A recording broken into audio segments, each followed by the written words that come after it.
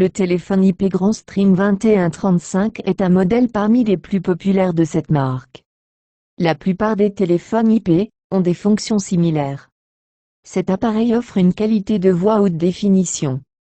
Il possède une capacité de 4 comptes séparés et 8 lignes. Le premier bouton vis-à-vis l'écran est le compte de l'usager.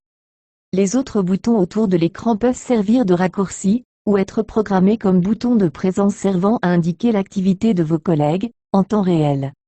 Si le bouton de présence est rouge, votre collègue est au téléphone. Si le bouton est vert, le collègue est disponible, et peut être appelé en appuyant sur son bouton de présence.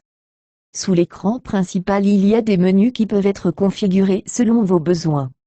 En général ces boutons servent à invoquer l'historique des appels et à faire un rappel. Directement sous ces boutons il y a 3 boutons de fonction. Le premier bouton montre 2 lignes parallèles. Appuyer sur ce bouton place l'appel en attente. Appuyer de nouveau reprend l'appel. Le deuxième bouton montre une enveloppe.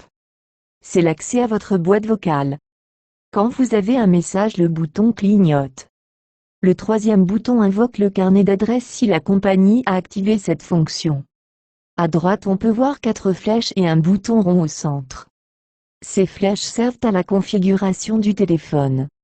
En dessous de ces flèches il y a le bouton silence, qui permet de parler sans que votre interlocuteur entende, ensuite le bouton qui active le casque d'écoute, suivi d'un bouton transfert montrant 2 téléphones côte à côte et qui sert à transférer les appels.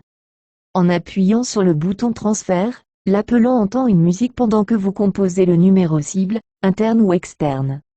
Ensuite vous appuyez sur le bouton de confirmation vert, et l'appel est transféré.